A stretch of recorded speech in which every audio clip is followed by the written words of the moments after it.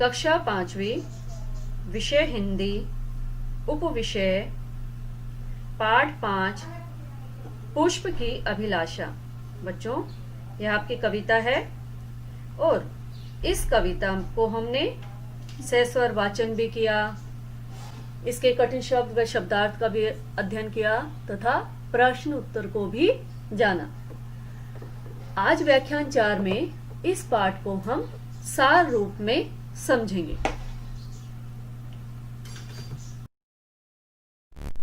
बच्चों, यह कविता देशभक्ति पर आधारित है। आज हम इस कविता में पुष्प की देशभक्ति के बारे में जानेंगे। कवि के अनुसार भारत भूमि वीरों की भूमि है।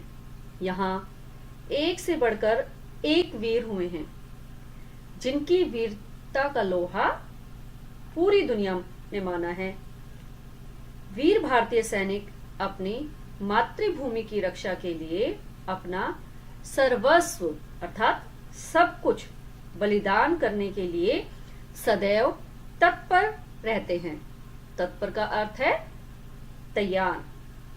हमारे सुख और चैन के लिए वे सीमा पर निरंतर सजग और सचेत रहते हैं। अतः हमें अपने सैनिकों का सहयोग और सम्मान करना चाहिए। बच्चों, प्रसिद्ध कवि माखनलाल चतुर्वेदी जी ने अपनी इस कविता के माध्यम से देशभक्ति का संदेश दिया है। एक पुष्प के द्वारा उन्होंने जनमानस में यानी कि लोगों के दिल में देशभक्ति का संचार करना चाहा है। जिस प्रकार एक मनुष्य सुख सुविधा ऐश्वर्य की चाहत रखता है, उसी प्रकार पुष्प यानी कि फूल सुरबाला के गहनों में, प्रेमी माला में बिंद जाने, सम्राटों के शव पर डाले जाने और देवों के सिर पर चढ़ाए जाने की आशंका रखता है। लेकिन प्रस्तुत कविता का पुष्प सच्चा देशभक्त है। वह उपवन के माली से स्वयं को उस मार्ग पर फेंकने का आग्रह करता है, जिस मार्ग से भारत के वीर सैनिक मातृभूमि की रक्षा के लिए अपना शीश अर्पित करने जा रहे हैं। शीश अर्पित का क्या बताया था अर्थ? जीवन अर्पित करना। वे सैनिक मातृभूमि की रक्षा के लिए अपना जीवन अर्पित करने जा रहे हैं। ऐसे सैनिकों के पथ पर फूल अपने आप को बिछाना चाहता है। वह सैनिकों के पांव तले कुचले जाने को ही अपना अहोभाग्य यानी कि सौभाग्य समझता है। पुष्प की ही भांति भारत के नागरिकों को सैनिक के प्रति कृतज्ञ होना चाहिए और सदैव देश की सेवा के लिए तैयार रहना चाहिए। अपनी मातृभूमि की स्वतंत्रता के लिए सर्वस्व अर्पित करने का भाव रखना चाहिए तथा सीमा की सुरक्षा में लगे सैनिकों के प्रति कृतज्ञता हमें प्रकट करनी चाहिए। बच्चों, इस पाठ को हमने सार रूप में जान लिया है। अब हम इस पाठ का अभ्यास कार्य की दोहराई करेंगे। अभ्यास कार्य हम पहले भी कर चुके हैं, एक बार हम पुनः दोहराएंगे इसके प्रश्न उत्तर को। प्रश्न 1 है, सही उत्तर के सामने सही का निशान लगाइए। प्रश्न क, पुष्प क्या इच्छा रखता है? हमारे पास 4 विकल्प हैं, 1, 2, 3 और 4। अब इन चारों में से जो हमें सही लगता है, हम उनके सामने सही का निशान लगा देते हैं और जो विकल्प सही नहीं है उसके सामने आप गलत का निशान भी लगा सकते हो। तो हम प्रश्न पढ़ते हैं। प्रश्न क, पुष्प क्या इच्छा रखता है अर्थात पुष्प क्या चाहता है? तो विकल्प पढ़ते हैं। पहला, सम्राटों के शव पर डाले जाने की, तो कविता में हमने पढ़ा था फूल की यह इच्छा नहीं थी, तो हमने इस पर गलत का निशान लगा दिया। सुरबाला के गहनों में गूंथे जाने की, तो यह भी इच्छा फूल की नहीं थी, तो यहाँ पर भी हमने गलत का निशान लगा दिया। नंबर 3, सम्राटों के सिर पर चढ़ने की, यह विकल्प भी सही नहीं है, तो इसके सामने भी हमने गलत का निशान लगा दिया। विकल्प 4, सैनिकों के चरणों में बिछ जाने की, तो यह उसकी इच्छा थी, तो इसलिए हमारा यह विकल्प सही है। इसके सामने हमने सही का निशान लगाया है। प्रश्न ख, पुष्प स्वयं को तोड़कर कहां फेंक दिए जाने की बात कहता है? तो पहला विकल्प है देवालयों में, जो हमारा गलत है। दूसरा है राजाओं के उद्यान में, बगीचे में, यह भी विकल्प गलत है। तीसरा विकल्प है सैनिकों के मार्ग पर, तो यह विकल्प हमारा सही है। पुष्प स्वयं को तोड़कर सैनिकों के मार्ग पे फेंक देने के लिए कहता है, तो इसके सामने हमने सही का निशान लगा दिया। अगला विकल्प है संतों के मार्ग पर, तो यह विकल्प भी हमारा गलत है।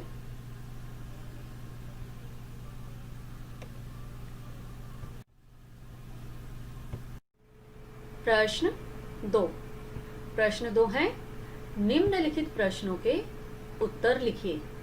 प्रश्न क, कविता के आधार पर बताइए कि पुष्प का उपयोग कहाँ कहाँ किया जाता है।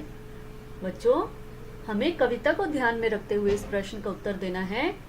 हमें कविता के आधार पर बताना है, कविता से बाहर नहीं। तो उत्तर क्या है इसका, पढ़ते हैं।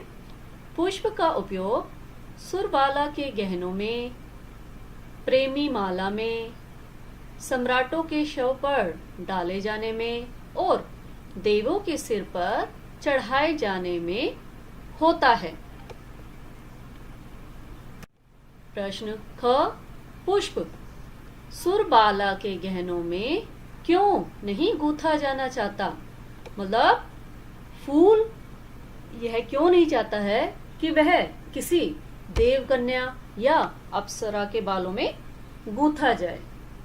उत्तर है पुष्प देशभक्तों के लिए न्योछावर होना चाहता है, इसलिए सुरबाला के गहनों में गूंथे जाने की चाहत नहीं रखता है।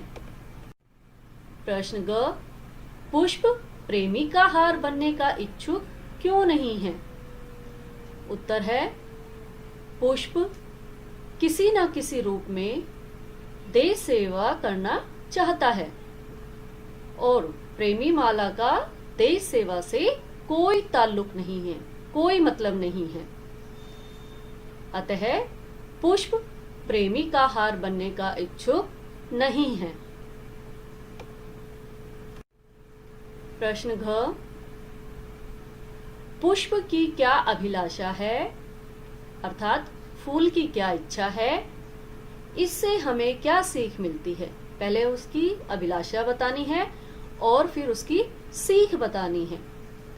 उत्तर है पुष्प वनमाली से स्वयं को तोड़कर उस पथ पर फेंकने के लिए कहता है जिस पथ से मातृभूमि पर शीश चढ़ाने के लिए वीर सैनिक गुजरने वाले हों।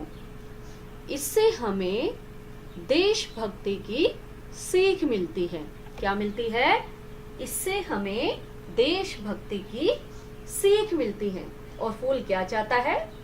फूल अपने आप को उस रास्ते पर फेंकने के लिए वनमाली को कहता है जिस रास्ते पर इस भारत भूमि की सेवा के लिए अपना सब कुछ न्यौछावर करने जो वीर सैनिक जा रहे हैं, उनके रास्ते में अपने आप को फेंकवाना चाहता है।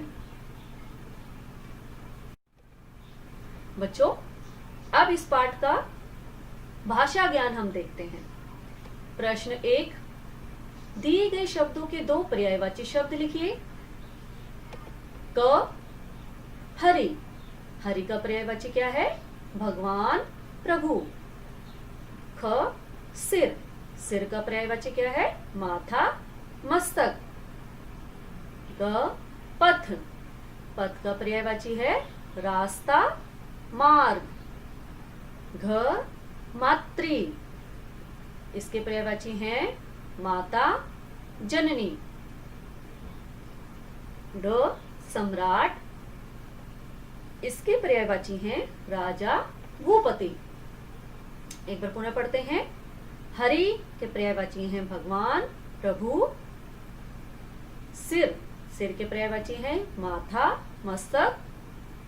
पथ, पथ के पर्यायवाची हैं रास्ता, मार्ग। मातृ के पर्यायवाची हैं माता, जननी। सम्राट के पर्यायवाची हैं राजा, भूपति।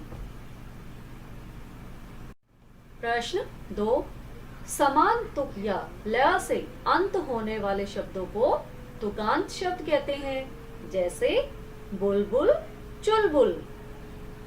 बुलबुल, चुलबुल। तो ऐसे ही कुछ शब्द हमने नीचे तुकांत शब्द लिखने हैं। पहला है चाह, इसी का तुकांत शब्द हमने क्या लिख दिया? रा। बाला, काला। हरी, अरी। सिर, फिर। तोड़, फोड़। गहना, कहना। पथ, नथ। वीर, नीर। पुनः दोहराते हैं। चा, रा, बाला, काला। हरी, अरी। सिर, फिर। तोड़, फोड़। गहना, कहना। पथ, नथ। वीर, नीर। प्रश्न 3, निम्नलिखित शब्दों के वर्ण विच्छेद कीजिए। ये शब्द दिए गए हैं जिसको हमने वर्ण विच्छेद करके यहाँ सामने लिख दिया। इनके आपको पहले भी बताया था, वर्णों को अलग अलग करना वर्ण विच्छेद कहलाता है। एक शब्द है ये, इस शब्द किससे बना? वर्णों से बना है। तो वर्णों को हमने अलग अलग यहाँ पर करके लिखा है। सुरबाला, तो इसको हम कैसे करेंगे? स, उ, र, अ, ब, आ, ल, आ। क्या बन गया? सुरबाला। दूसरा है प्यारी। प, य, आ, र, बड़ी ई। बच्चों, मात्राओं को आपको ध्यान रखना है। अगर छोटी की मात्रा है तो छोटी की लगानी है, अगर बड़ी की मात्रा है तो बड़ी ई की मात्रा यहाँ पर जब वर्ण विच्छेद करते हैं तब लिखना है। ग है सम्राट, इसका वर्ण विच्छेद है स, अ, म, र, आ, ट, अ। आगे देखते हैं। भाग्य, भाग्य का अर्थ होता है किस्मत। भ, आ, ग, य, अ। क्या बन गया? भाग्य।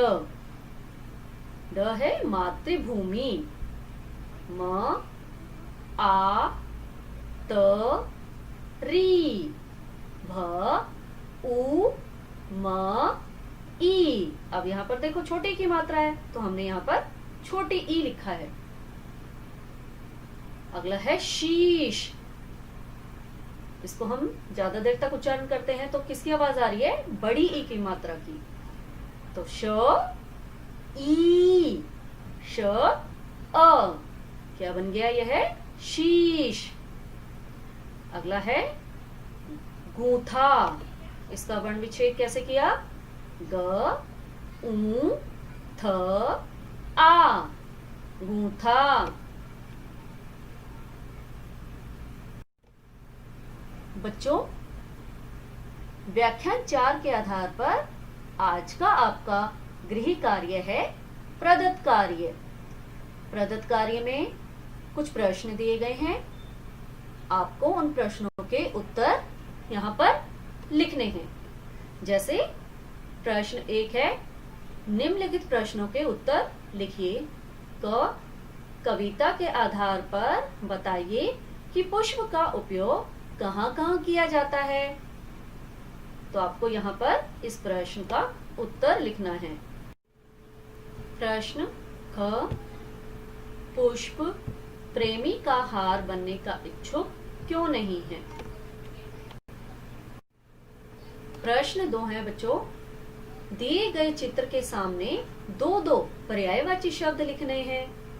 तो यहाँ ये जगह दी हुई है, इनके सामने आपने इनके दो दो पर्यायवाची शब्द लिखने हैं।